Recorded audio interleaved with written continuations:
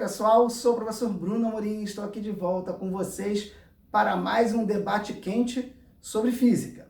Vou pedir para vocês prestarem atenção no problema que será apresentado. Tópico especial, parte 3, balanço de energia. Aplique-se a questão 51 da seção Leis de Newton para os sagazes. Velocidade da corda em função do comprimento pendente x. Uma corda flexível, homogênea, de seção transversal constante e de comprimento igual a Lzão será posta a deslizar no interior de uma canaleta perfeitamente lisa, inclinada de um ângulo θ 30 graus em relação horizontal, conforme representa a figura. Na situação, a influência do ar é desprezível e a aceleração da gravidade tem intensidade g 10 metros por segundo ao quadrado. No instante que o comprimento pendente na vertical for igual a x, qual o valor da velocidade da corda? Encontrar a velocidade para o caso particular de x igual a Lzão. Como vocês podem ver, trata-se do tópico especial, parte 3, em que nós desejamos encontrar a velocidade da corda em função de x. Essa discussão toda surgiu da resolução da questão de número 51, em que eu peço para calcular a aceleração da corda em função de x e para uma determinada condição. Nessa questão, em vez de eu estudar a aceleração, eu vou querer estudar a velocidade.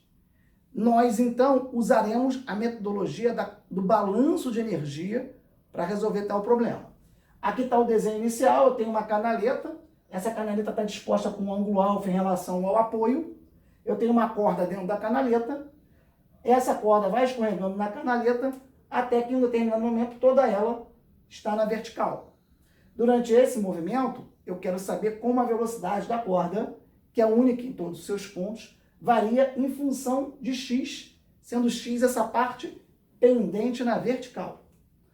No início da questão, eu vou supor que toda a corda está na canaleta, não tem nenhuma parte pendente, e eu posso concentrar a massa da corda no meio da corda. Então, eu tenho uma corda de comprimento L, e já estou até adiantando para vocês, vou concentrar toda a massa dessa corda num ponto A, que se localiza na metade do Lzão. Numa situação no meio do caminho, uma parte da corda pende na vertical, estamos chamando essa parte pendente o comprimento de x, então sobra para o que resta na canaleta L menos x. Eu vou marcar também o ponto B, que é o ponto médio da parte de L menos x, e o ponto C, que é o ponto médio da parte pendente. No final, com a situação que nós temos, toda a corda agora está na vertical, então todo o comprimento da Lzão na vertical. Durante todas essas questões, essas figuras, eu vou usar como nível de referência a minha altura zero coincidindo com a altura do meu apoio. O que isso quer dizer? Que eu vou ter alguns pontos acima e alguns pontos abaixo. Por exemplo, o ponto A é acima do apoio, então vai ter uma altura positiva. O ponto B acima do apoio vai ter também uma altura positiva. E o meu ponto C está abaixo do apoio, vai ter uma altura negativa em relação ao plano de referência. Bom, para a gente compreender a questão, é necessário a gente conseguir escrever a massa tanto da corda quanto dos pedaços da corda. Para isso, eu lembro a você que nós vamos usar uma relação em que lambda, que é a distribuição, a densidade linear da corda, como essa densidade linear ela é constante ao longo da corda, a corda ela é uniforme, eu posso dizer que essa densidade linear, que é constante, é igual à massa da corda dividido por todo o seu comprimento. Por que é essa grandeza lambda, que é a densidade linear, que é constante, é importante? Porque a partir de agora, se eu quero calcular a massa de um pedaço da corda, basta multiplicar a densidade linear, o lambda, pelo comprimento daquele pedaço. Se é a corda toda, pelo próprio comprimento da corda. Daqui dá para ver, se eu pego o lambda e multiplico pelo L, eu vou ter a massa da corda, que é justamente o que eu boto aqui. Por outro lado, se eu quero a massa da parte da corda na rampa, nessa situação aqui, que eu chamei de durante, eu tenho L menos x na canaleta. Então, eu pego o lambda e multiplico por L menos x, eu vou ter a massa da parte da corda que está na canaleta. E qual é a massa da parte da corda pendente na vertical? Eu vou multiplicar o lambda pelo comprimento da corda que está pendente, que no caso é x. Então, eu consegui calcular 3 massas aqui que vão ser importantes para a questão.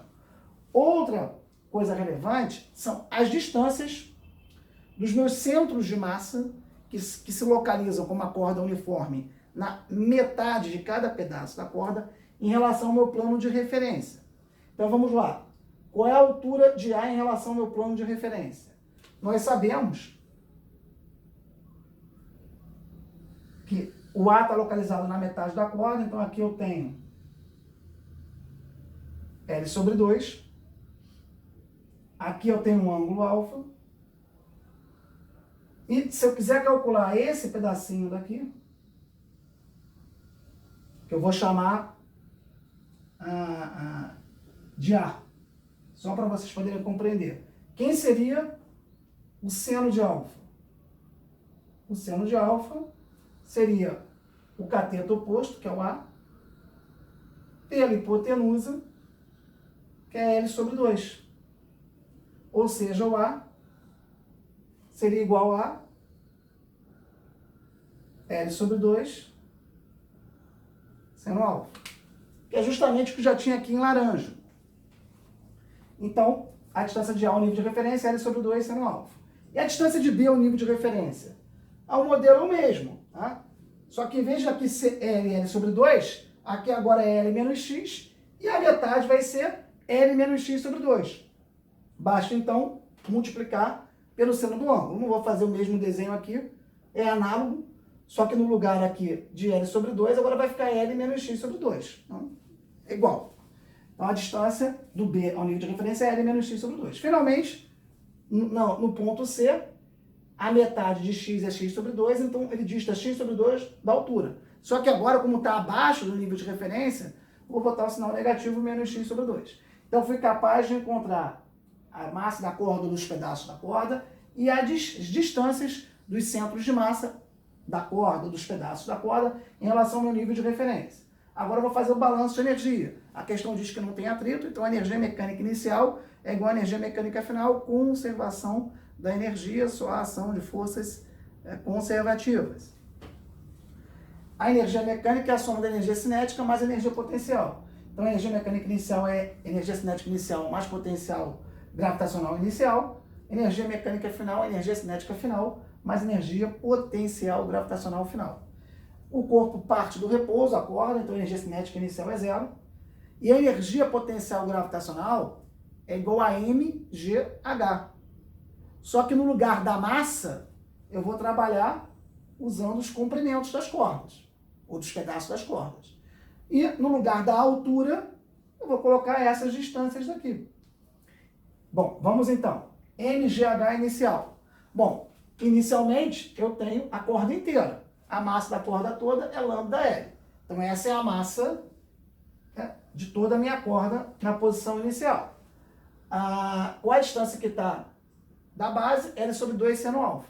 Então no mgh vai ficar a massa, que é lambda Lzão, vezes o G, está aqui em vermelho, mais a distância, o H, que é L sobre 2 seno alfa. Tranquilo. Mas, vamos agora para a energia cinética final. Toda a corda agora está dotada de uma determinada velocidade, porque à medida que o x aumenta, a velocidade aumenta. Bom, então eu tenho a massa, que é a lambda Lzão da corda toda, porque toda ela tem velocidade v, vezes o v ao quadrado sobre 2, que está aqui em vermelho. Avançando. Na situação intermediária, eu vou tratar agora esse pedaço de corda com a energia potencial gravitacional desse pedaço. Ora, mgh. O m vai ser lambda vezes L menos x.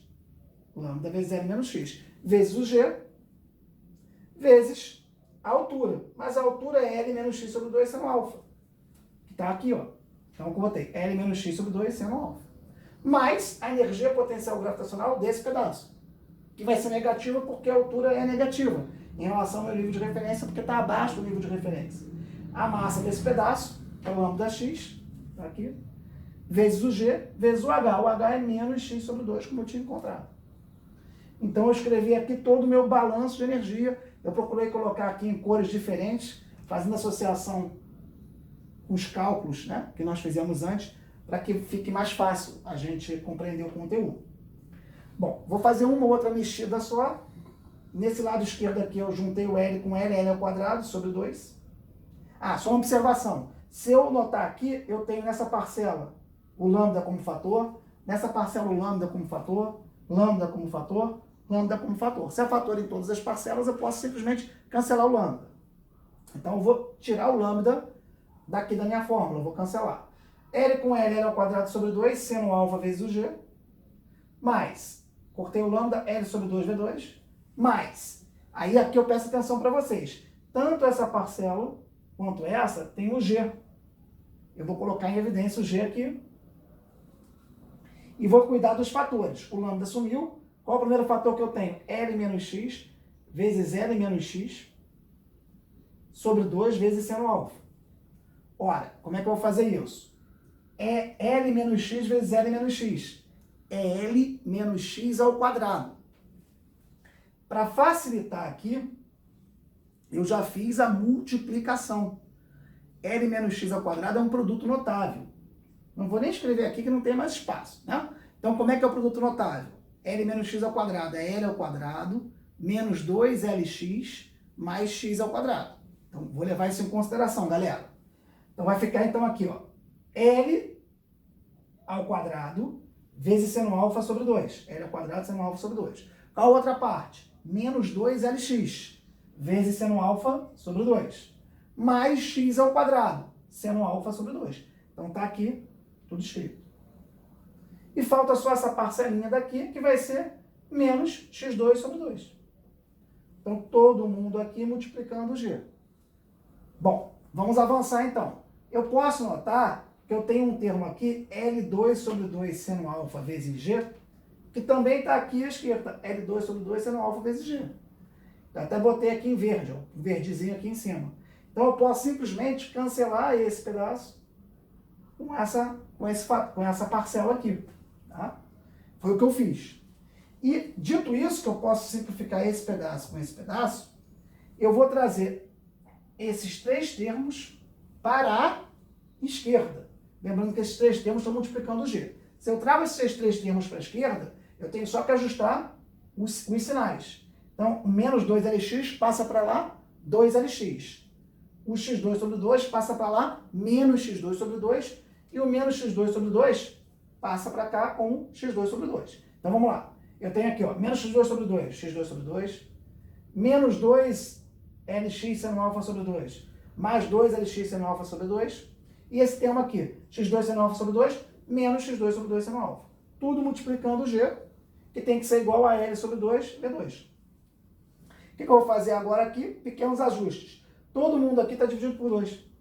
Todas as parcelas à esquerda e à direita. Então, eu posso simplesmente cancelar o 2. E aí eu vou trazer o L para baixo, vai ficar G sobre L, tá aqui, que multiplica isso tudo. Raiz, porque eu não tenho aqui V ao quadrado.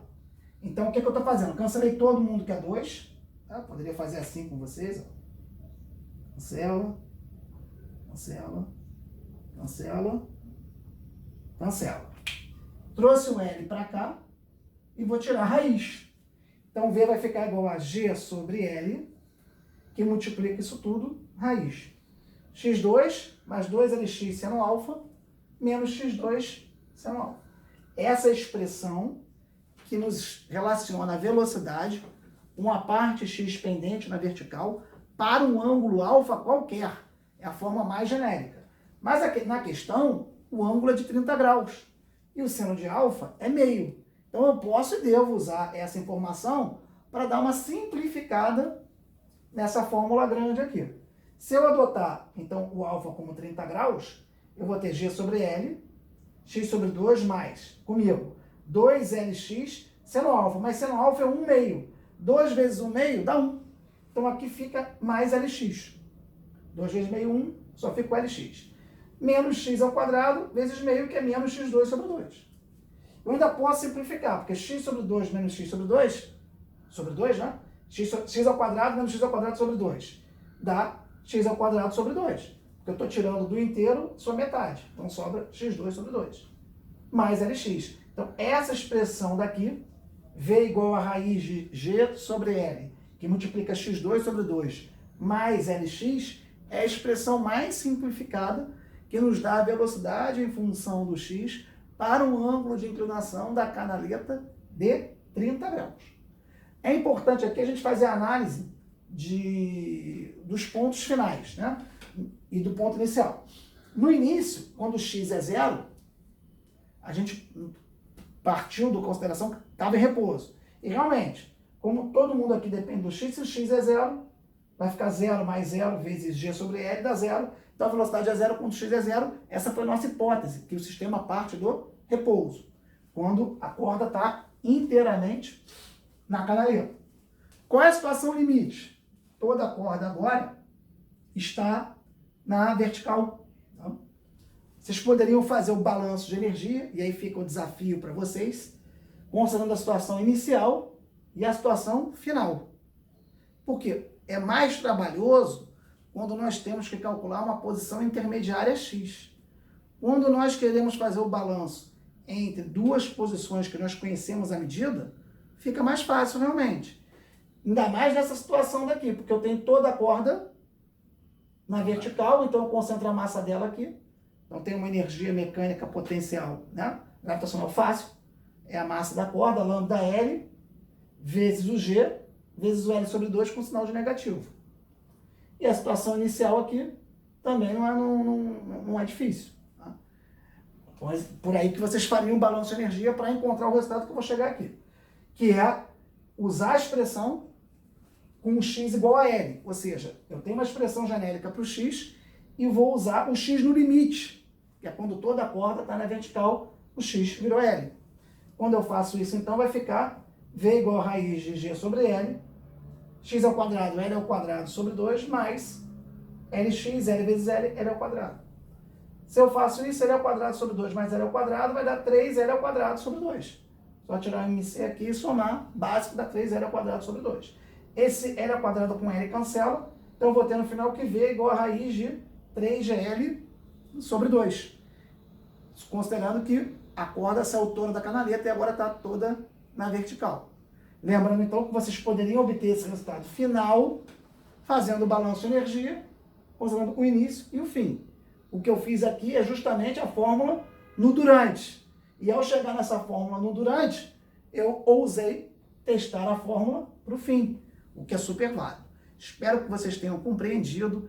Esse é um tópico especial, voltado para a preparação em ITA, para os cursos de engenharia, ou para aqueles que são amantes da física, que se preparam para as Olimpíadas Brasileiras de Física, os estaduais de Física. Enfim, tenho certeza que esse tópico não está acessível nos livros didáticos. Então, tenho certeza que é uma contribuição aí para vocês. Um forte abraço a todos e até a próxima oportunidade. Repitam comigo o nosso lema: eu vou passar.